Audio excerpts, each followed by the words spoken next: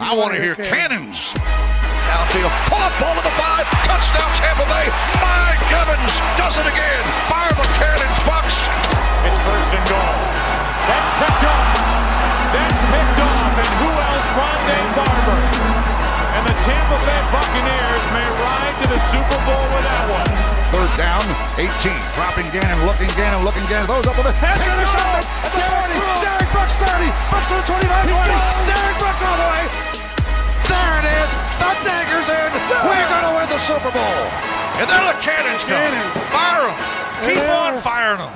Keep on firing them.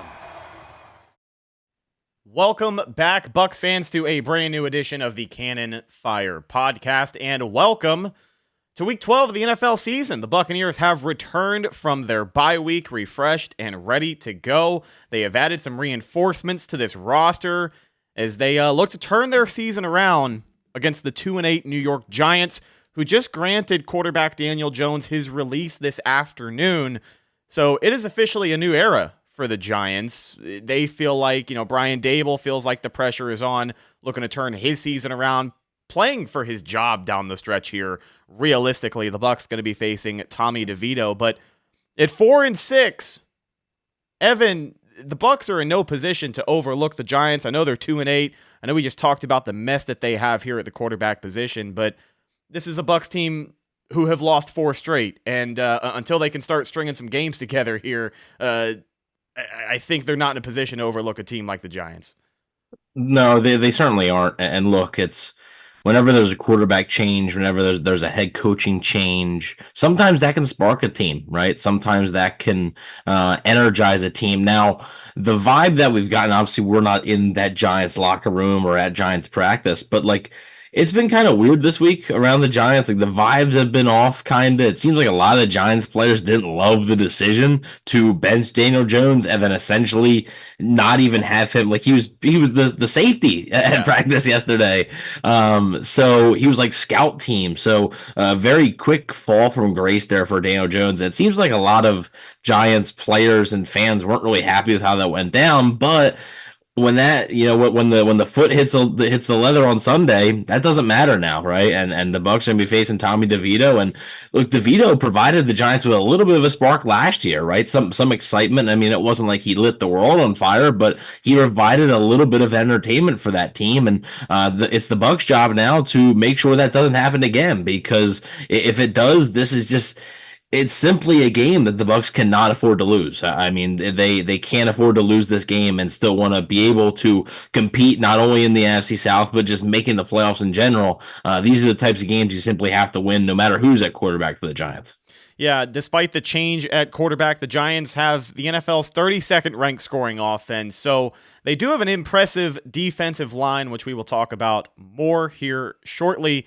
But joining us for the game preview this week, a returning friend of the podcast from the 813 TV, the legendary Rock Riley, is back on the Cannon Fire Podcast. Rock, how you doing, my friend? It's been a busy week around One Buck Place, I've heard. It really has. And it was just, it felt good to be back. It was one of those things. I've been covering an NFL teams for a long time. And sometimes, it's bye week, okay, and then you're back. Everybody needed the bye with the losing streak, the injuries, just everything, man, to clear your head. And it really seems like being in every practice, how enthusiastic they were, how much dancing they were doing, and just, it could be a combination too. The weather is also beautiful, because I remember when the GOAT was here, Brady, and he would tell Clyde Christensen, who was the quarterback's coach at the time, they got to this point in the season, and Brady was used to New England, and he would say to Clyde, what do you rate today? Is it an 8? Is it a 9? Is it a 10?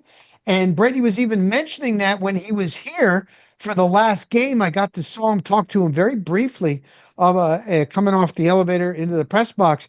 This is a good time of year. So maybe it was because the weather is just gorgeous outside and they're not sweating. But seriously, very, very upbeat. Graham Barton told me there is no tomorrow. Every game must win. Some think, they can go 6-1 and still get in. No, you got to win. You mentioned the Giants. For Todd Bowles, it's his defense. If they can lose this game and the Tommy Cutlets and an offense that is averaging 15 points a game, I honestly can't imagine it. But overall, feeling good, and it was good to be there and feel a really, really good vibe the entire week. Yeah, we got our first meaningful cold front through the Bay Area this week. So by Tuesday, it'll be, 85 degrees by noon I again. know. So I know. soak it in while it lasts. But yeah, taking a look further into this matchup here for the Tampa Bay Buccaneers, they have to be feeling refreshed because alongside this offense and a favorable matchup, they also have their number one wide receiver. Big Mike Evans is expected to be back in action this week.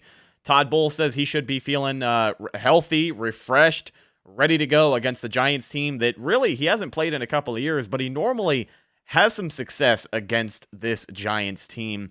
Finds ways to be productive, finds the end zone, and if he's not finding the end zone, he's still putting up 150 plus yards against the Giants defense. But for an offensive coordinator like Liam Cohen looking a little bit more at this matchup here, he's got to deal with a monstrous defensive line. But, to a certain degree, I think he's got to be licking his chops to see Mike Evans come back in the lineup. Not necessarily to force feed him the ball, but to do such a great job at opening things up underneath and other opportunities like he was doing earlier in the season with an offense that has still found a way to move the ball without him. So I think Liam Cohen is, chomping at the bit to see what he can draw up with number 13 out there this week, Rock.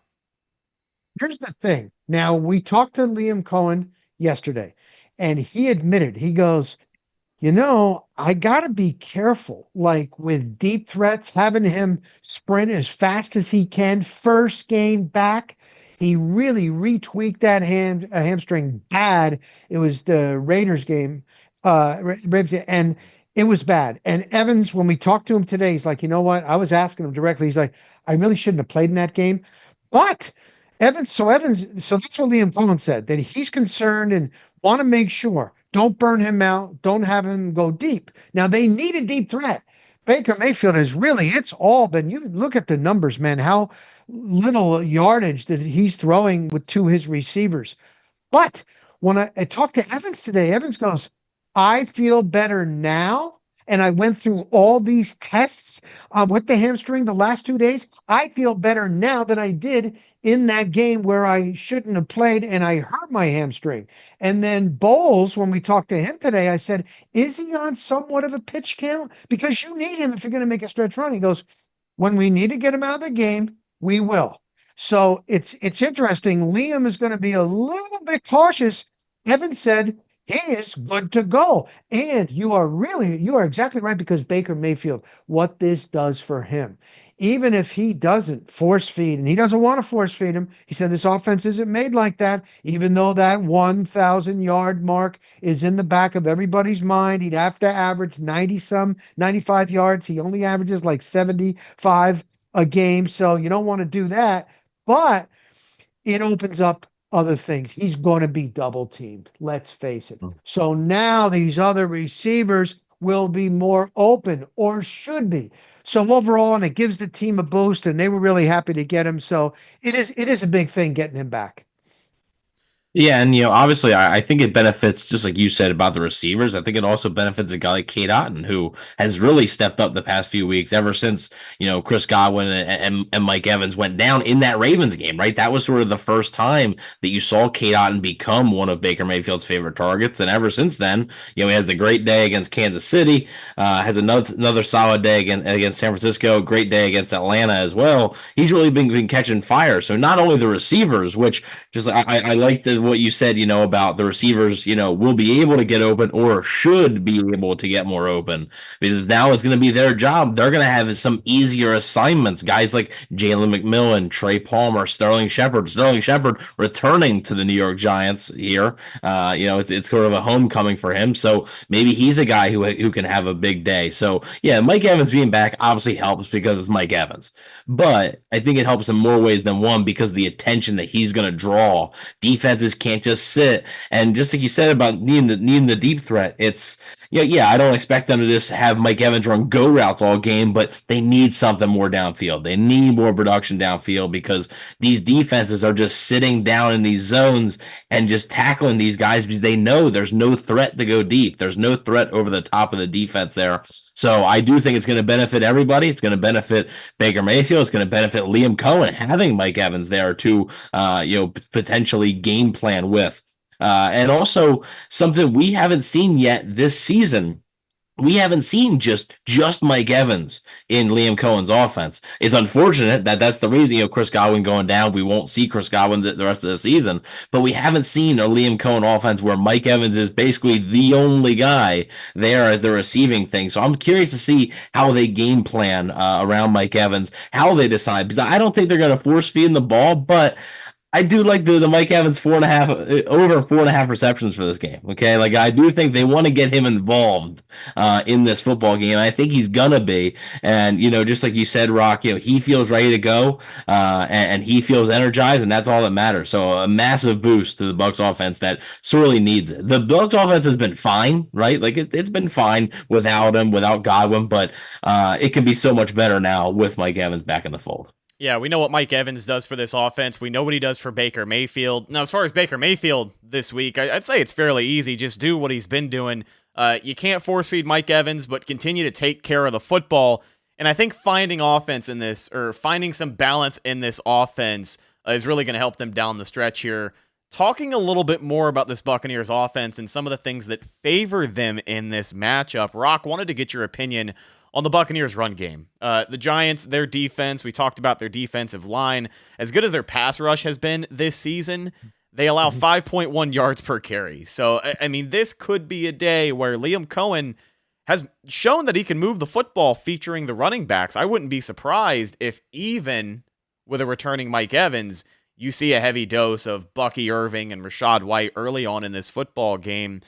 Maybe Sean Tucker can find a couple of snaps in this game. I really am kind of let down by the Buccaneers coaching staff not making number 44 more of a thing, but we've talked about it before. When you have a plethora of riches at the running back position like the Buccaneers now find themselves having, you kind of have someone who will end up being the odd man out. But your thoughts on the offensive approach and ultimately the running backs and how they shape up this week against New York? Yeah, I was listening to some of the Giants players. I was even listening to Carl Banks, the former Giant great, and on his podcast with Bob Papa, and talking about watching the film and seeing how hard Bucky Irving is to bring down.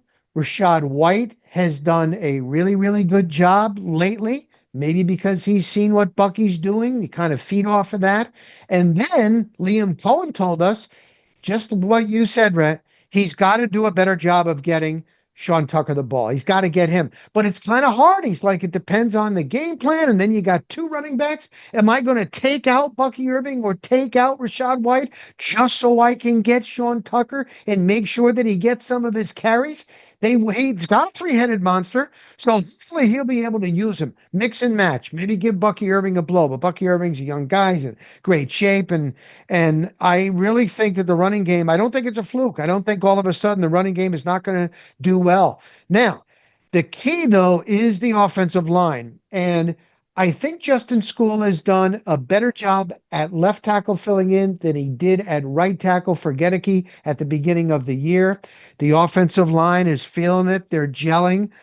My opinion, watching Tristan Wirfs, I would hope that he would rest for one more week. He's walking with a little bit of a limp. He's limited when he's doing these reps. He's got the big brace. When we're in the locker room, they bandage it up from here to here. You can see it. Now, he's a gamer, and he said, he told me today, he's like, I got some texts from some people telling me, don't be stupid. So I don't know what they're going to do. Bowles is like, he's getting better. We will see. Maybe they know they're not going to play him. So I don't know, even if you have Justin. So let's just say you got Justin School. He's doing a decent job.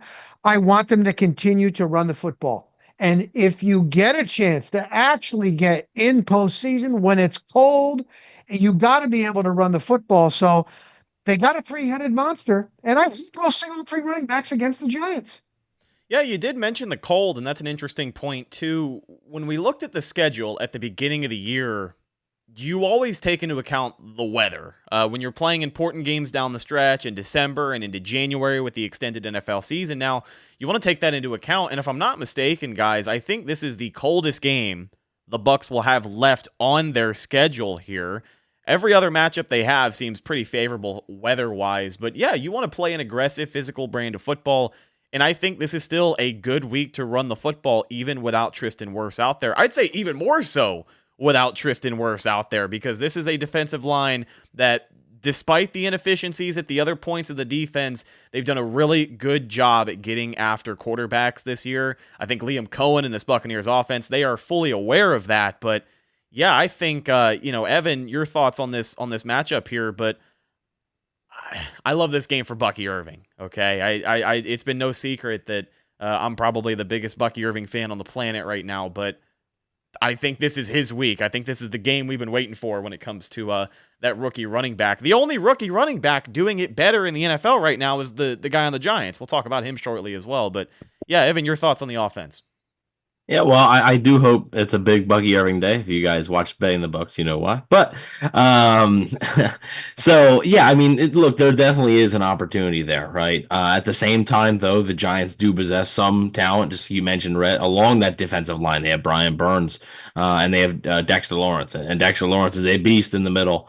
Actually, for SB Nation, the Q&A that we do, the Giants person asked me, said, if you could take one person from the Giants, offense or defense, you could put them on the Buccaneers, who would you choose? I chose Brian Burns. I said, I think with, Vita Vea being in the middle there, I don't really see as much of a need for Dexter Lawrence, but having Brian Burns on that edge, I think would transform this defense. And I think Brian Burns is a darn good player. He's made a lot of plays against the Buccaneers when playing for the Panthers. So the Bucs are gonna have to watch out for him, especially if Tristan Wirfs can't go, which I do agree with you, Rock. I don't think Tristan Wirfs should play. That's just my opinion. I think the smart play is to just let him sit. Look, if you can't beat the 2-8 Giants, and we're not saying that it's a guaranteed W or anything, but if you can't beat the 2-8 Giants without Tristan Wirfs, how good are you really anyway? So I don't think it's gonna matter that much. Now, could I eat my words? Sure, but I do. Even like Justin School had a rough day in Detroit, right, against Aiden Hutchinson, but after that game, he was okay, right? Like I think that game sort of really highlighted a lot of his struggles, and then people lost faith in him rather quickly. But hopefully, Tristan Wirfs can come back fully healthy in the future here. But yeah, I wouldn't push it. But yeah, there is a matchup here for Bucky Irving and Rachaad White, and especially if they don't want to force feed Mike Evans, or if the Giants defense is really trying to take Cade Otton away in this game, I think it could be a big day for the Bucs running backs. Before we talk about the other side of the football here, Evan, you kind of mentioned the scary part of this game that I think people are thinking about, but nobody wants to say it out loud. And that is the consequences of them losing this football game to the 2-8 football Giants. Because I effectively, your season is over. I know that you're not written off statistically for the postseason. I know that you're still counting on winning some games down the stretch, but the point that you made is the point that I want to make again. If you can't beat the Giants, who are in a state of disrepair, I mean, literally just granted their franchise quarterback his release the same week they had him playing scout safety at practice. I just want you to understand the state that this organization is in right now. Whatever Ponzi scheme kept Daniel Jones on the roster for the last several years has officially dissolved as of today. So they're not in a good place. And yeah, if the Bucs can't beat them, like, how good are they? How good will Todd Bowles have his team down the stretch? There is no reason for anyone to think the Bucs go into this game not ready to play. You are refreshed coming out of the bye week. And like, we've seen this before, right? They were coming out of the bye week a couple of years ago, I think, to play San Francisco. I forget. It might have been last year. I forget. It was either San Fran or Cleveland, and they got stomped. Bowles has a terrible record on the first game coming out of a bye. Wonderful. His first. I think he's only had one win Awesome. of all those years. Seriously, but anyway, go ahead, Red. I'm sorry. No, I mean, Rock, I wanted to kind of toss this to you. If I don't want to say it, but you can agree, if the Bucs lose on Sunday, it probably is over for the Todd Bowles regime in Tampa Bay, I would think. I think a loss on Sunday would be simply unacceptable at this point, knowing what we know now about this football team. I know player execution and the defense has been an issue, but I see no reason the Bucs should lose. And I don't want to sound overconfident because they shouldn't overlook anyone, but the Bucs are the more talented team here, and I think Bowles should have them ready to play. And if they're not, that's on him. And to complicate this a little bit further, Liam Cohen, if the offense continues and what he has done even without Evans and Godwin, if it's the defense, if it's Todd Bowles' defense that lets Tommy Cutlets throw for 255 Don't and say 3 it. touchdowns and no interceptions, and you got an offensive coordinator that is going to get he's going to get interviews. He is. And he's 39 years old and he's the young stud. The offense has been playing better than the defense, and the defense loses to Tommy Cutlets. It's going to be bad. Now, I had Brad Johnson, the Super Bowl winning quarterback, on radio this week. And at the end, I asked Big Bad Brad, I said, listen, man, Liam Cohen, he's going to get these job offers if Todd Bowles, what does he need to do? Does he have to win it? And Brad was like, Rock, it's too early for that. There's still plenty of football to go. And look at the Bucs. They've been in these games. Okay, you're right, Brad. I will take you on that. But with the scenario the way it is, and Liam Cohen, like Dave Canales got the job, Cohen's going to get offered a job. You got him, and the offense is outperforming the defense, and they lose to Tommy Cutlets. It's going to be a bad place for Todd Bowles after this game. Yeah, it just feels like, look, obviously the Glazers have never fired a head coach midseason. It's not going to start now. There's a lot of people that have been asking me that throughout, the last few weeks, and that's what I've basically said. It's not going to happen. Okay, if it would have had any chance to happen, that already passed because it would have been the bye week. But the Glazers have never. They let Greg Schiano start 0-8, and he finished the season. So like they're not going to do that. They let the Raheem Morris Buccaneers lose 10 straight, to end the season. They're not going to fire Todd Bowles mid-season, but yeah, I think a loss here would be the nail in the coffin, because you look at the teams that they have left, right? After this game, it's the Panthers twice, Raiders, Chargers, Cowboys, Saints. I would say this Giants team's probably the worst team you're going to play. I mean, the Raiders, yeah, they have the same record, but they have some talent. The Panthers have been playing a little bit better as of late, just beat the Giants in Germany.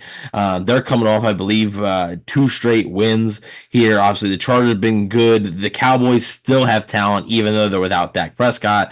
And the Saints, the Saints will always give the Buccaneers a little bit of a hard time, at least once a year. If you remember last year, the Saints came into Tampa and beat the Buccaneers. So if you can't win this game, how am I supposed to have confidence that you're going to win any of these other games? If you can't win this one.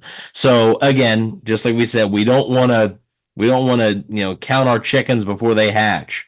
But this is a game the Bucs simply cannot afford to lose. Todd Bowles can't afford to lose it, and nobody in that organization can afford to lose this game, because if they do, it just feels like the inevitable will happen at the end of the year, and Todd Bowles will be let go, because it just, especially just like you said, Rock, especially if it's the defense, and I think that's the big thing.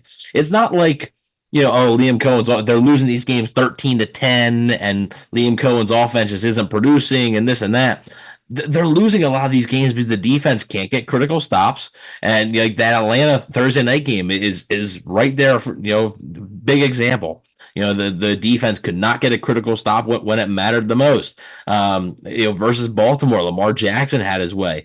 Brock Purdy had almost 400 passing yards against this team. Patrick Mahomes and the Kansas City Chiefs, I believe it's the first time they've gone over 30 points in a long time. So it's Todd Bowles' defense, and look, man, like that's what you were brought here to do. That's what you were hired to do. And, I think the thought process is, with Todd Bowles as your head coach, you should always kind of have at least an above average defense, right? Your defense should always be good enough to win you some games. And I know they've had injuries. That doesn't help. Winfield was out for a bit. Cansey was out for a bit. Vita Vea missed some time. Jamel Dean missed some time. He's coming back. Zion McCollum, it looked like he might miss this game, but he did practice today. So it's a little interesting. But again, it's Todd Bowles' defense, and I think that's the biggest red flag there for Bowles' job security, is that it's sort of his side of the ball that's been more of the letdown for the Buccaneers. I think luckily for Todd Bowles' defense this week, there are some more favorable matchups against this Giants team.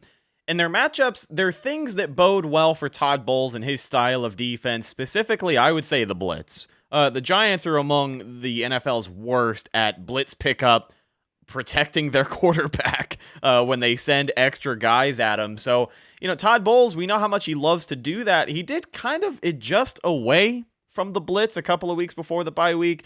Maybe personnel issues are kind of, something to blame there. I know we had talked about him making an honest effort to address what was going on with KJ Britt at the interior linebacker spot. So that could be why they had blitzed less these last few weeks. But, I think even though Tommy DeVito is a guy that can extend some of these plays a little bit better than Daniel Jones can, I see no reason why this shouldn't be a week where the defensive line in particular can win some of these matchups here and apply significant pressure on Tommy DeVito. They were doing it to Pat Mahomes against Kansas City. They were applying significant, meaningful pressure throughout 4 quarters. And I think this is a matchup, Evan, on Sunday where this Todd Bowles defense can do it again here. Yeah, they have to. I mean, at some point you gotta be productive, and I understand what Brad Johnson was saying about how there's 7 games left, and they're in a lot of these games, right? They're not getting blown out.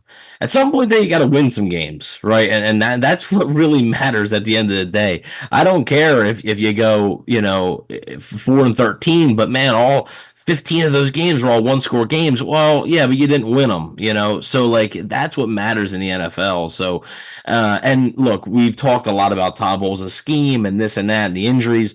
Sometimes it just comes down to their players have to play better. Like Levante David has to be a little bit better. KJ Britt has to be better. Joe Tryon-Shoyinka, Yaya Diaby have to be better. Antoine Winfield Jr. has to be better. There's a few plays down the stretch against San Francisco where he wasn't good enough. Jamel Dean, before he got injured, he was struggling a little bit. He's a guy who has to play better. So, it does come down to scheme, but at the same time, it's as simple as sometimes the guys you got just have to play better, and I think that's what it comes down to on Sunday. The Bucs are clearly the more talented team, and it's time for them to go out and finally show that. Rhett, you mentioned on the midweek show, you talked about the numbers, right, of the offensive rankings of who they've played previously versus who they play now. And I think the best one is the Saints 15th ranked offense, I believe. And so, they are getting at much easier assignments here, which I think is also a good litmus test for Todd Bowles' defense, because if your defense continues to struggle, even when you're playing these bad offenses, I don't see how you can have much confidence heading into 2025 with Todd Bowles as your head coach either. So a big 7 games for Todd Bowles and the players on this defense, because if Todd Bowles is gone, let's say they do promote Liam Cohen, Todd Bowles is going, there might be a lot of change on this defense because a lot of the players are Todd Bowles guys, and there might be a lot of change coming up to this defense if that's the reason they end up missing the playoffs. Yeah, you're 100% right. I think that's something that might not be thought about as much when people get on their soapbox and they start screaming, fire Todd Bowles. You might not have the type of turnover you want for the defensive side of the ball, and the Bucs would definitely have to nail that defensive coordinator hire if Liam Cohen gets promoted and all of that stuff. That's a rabbit hole I really don't feel like going down right now, but something to think about for sure. Rock, wanted to get your thoughts on this Buccaneers defense versus the Giants this week. They have a couple of guys coming back. Jamel Dean going to be back in the lineup there at the cornerback position. Hopefully Zion McCollum is healthy and ready to go. It'll be the first time the Bucs have had Jamel Dean and Zion McCollum on the same defense in a while. I don't know the last time they played together, but it's been quite a while. Jamel Dean has missed quite a few games, missed quite a few games at this point. And then Mike Edwards coming back as well into this safety room. This Buccaneers defense has not forced a takeaway in a little while. I think it's been 6 weeks. Yeah, well, didn't you say? Well, they had the fumble against the Kansas City, but you said it's week 6 was their last interception. I believe it was week 6. I had it written down here. I'm trying to find it. Yeah, they have gone 4 straight games without an interception. So they did have the fumble, but they haven't been able to take the ball away through the air. Mike Edwards is a ball hawk, another ball hawk in that DB room for Todd Bowles. Tyke Smith not going to be in the lineup this week, but again, maybe Mike Edwards gets a little more snaps. Rock, your thoughts on the defense this week? I think Mike Evans is going to help, especially in the nickel situation. He was thrilled. He still has his home here. So when he found out, he's like, you don't know. It's the little things sometimes that fans don't see. Like if they're really wanted somewhere, some places they aren't. It's just like anything. If you're at your job and you really want it, it's the little things. And it's just like that for these guys. So Mike Edwards was wanted here. He was so happy to come back. He knows a lot of the defense, the terminology, and everything. A lot of it hasn't changed. So he is really, really looking forward to it. Jamel Dean, yes, he's going to be ready to go. And Zion McCollum did not practice all week. And then today, when he came out, he grabbed his helmet and he sprinted. And I had my iPhone. I'm like, he is moving. He looks fine with his hamstring. So they need everybody back. So we were at Antoine Winfield, and we're talking to Antoine Winfield. And the question was one answer. What does the defense need to do? What does this defense need to do? And he's like, every guy, every player needs to do his job. What the fans don't see, it's usually one guy that screws up. Two guys, one guy, that's it. It isn't a lot of players. And when they screw up, we screw up. So having Mike Edwards back, having some of these other guys, not having to rely on a Josh Hayes, he gets burned. If Bowles is blitzing, you have that possibility of getting burned. Although when you look at Tommy Cutlets, he didn't throw down the field. He was more of a game manager. But I listened to all of his interviews this week, and he was saying that it's no more hype. Now he's an NFL quarterback. He's learned a lot. But Dable said, well, it's because he's had 700 snaps with us. That's why we went with him other than Locke, because that was kind of a strange situation. But bottom line, Mike Edwards, if Zion can go, and just start playing. They're good enough. They know Bowles' defense. Yeah, everybody wants to fire Bowles, but like you said, Red, sometimes it's the players. And I didn't think that they were actually pissed off enough. Like you'd go in there on during the week, and it's like there's no when Bruce Arians was around, you knew, man, if you were screwing up.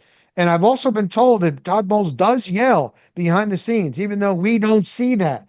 But I want them to be pissed off, and they know it's a must-win situation. So I've said it before. I said it last week. I think the defense, they should be able to have a game where they can beat the Giants and make stops when they need to. But I hope they show it. I mean, yeah, they just lost, 4 straight games and 5 of their last 6. Like I hope that pisses them off, right? Like you should be pretty pissed off. And just like you said, like there's talent there, right? It's not like this is a team now.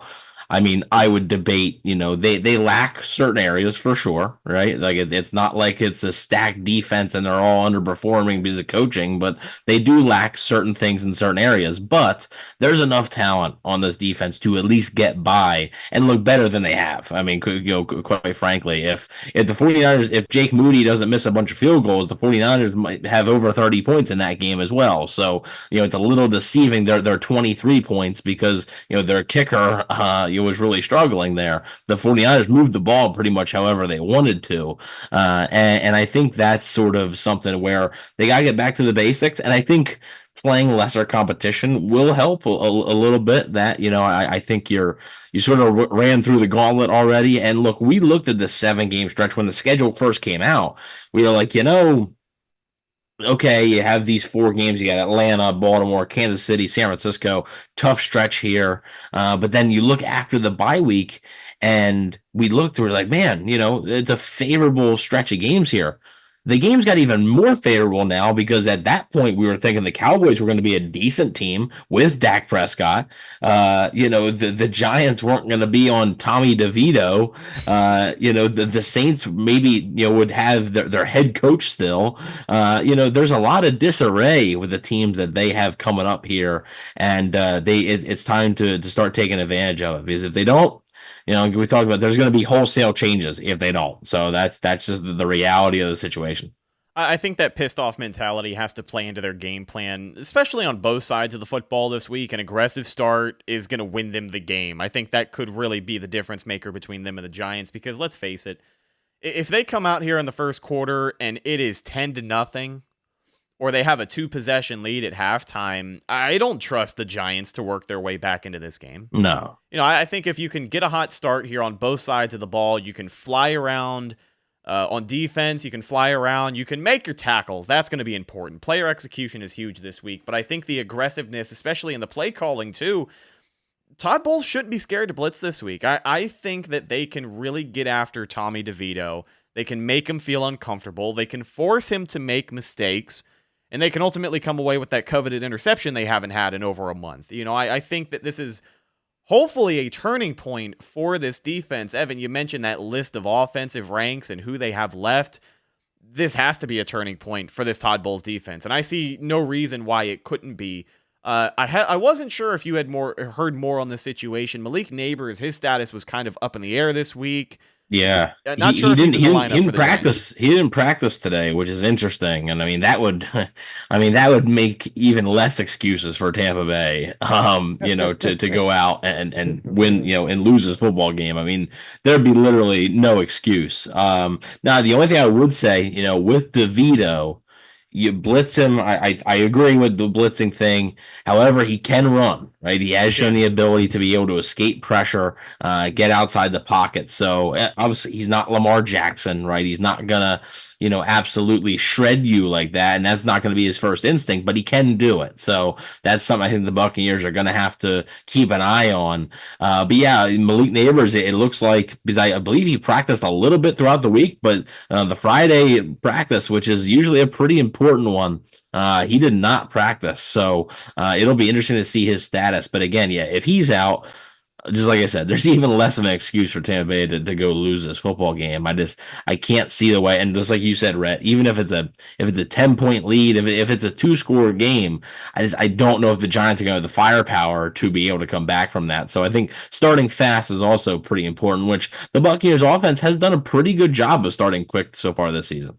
Yeah, I'd love to see if they can get Mike Evans involved early. I know we just got done saying at the beginning of the show, you don't want to force feed him. You don't want him to work too hard as he's trying to work his way back into the lineup. Right. But, man, I don't care. Mike Evans has still got the juice. He can absolutely still be the guy against most defensive backs in the NFL. And 4.5 receptions for Mike Evans. I'm going to go out on a limb. I'll say he gets it in the first half. I think that first 20 or 30 plays for Tampa Bay, I think we see a heavy dose of number 13. I know they don't want to force feed him. Maybe they get away from it as the game goes on, but you talk about an aggressive, a hot start. I think a couple of big receptions downfield to Mike Evans will do just that. But let's get into some game predictions here as we break this thing down and get out of here. Thank you again to our guest from the 813 TV, Rock Riley, for joining us on this week's game preview. I think the Bucs win this game. If that hasn't been evident throughout the entire episode, now you have it officially. I do think the Buccaneers win this game. I think they extend their record to 5-6, and they should handle this Giants team. I know that it's the NFL, and it's a lot easier said than done. It never feels right predicting a 2-possession victory, so I'm not going to do that. But I don't even think it should be this close. I got the Bucs taking this one 27-20. Evan, your score prediction here. Yeah, I also had the Buccaneers win this game. I think you're going to see a desperate Buccaneers team, which, like I said, they know they need this win, right? If we feel the pressure, right? If we feel it, imagine what they're feeling right now, right? I mean, at the end of the day, yeah, they've lost 4 straight. Nobody feels worse about it than those guys, though. Like nobody feels worse about it than them. So I think that they feel the pressure. I think they do just enough. Again, like you said, on paper, it probably should be a 2-score game. I can't predict that with this Bucs team right now because we've seen it before. Like the Bucs sometimes will play down to some competition. Most of the time, they find ways to win, and that's something that even the Tom Brady era, and then this after the Tom Brady era, even last year, they did a decent job of winning the games you should win. They did a decent job of that last year, and that's what propelled them to the playoffs. So I think they do it again. They win a game they should win. I'm going to go by a touchdown, just a little less scoring. I'm going to go 24-17 Buccaneers. Rock Riley, what are you thinking? I'm going 31-23. Let Cutlets have a late touchdown at the end with his family there and from Don Bosco Prep and Cedar Grove, New Jersey. I'm fluently in New Jersey, guys, so I know that area. But I see the Buccaneer offense with Liam Cohen, Baker, and like you said, he doesn't want to force feed Mike Evans, but can you imagine? And he's seeing 13, and he's seeing him there. He's going to go to him.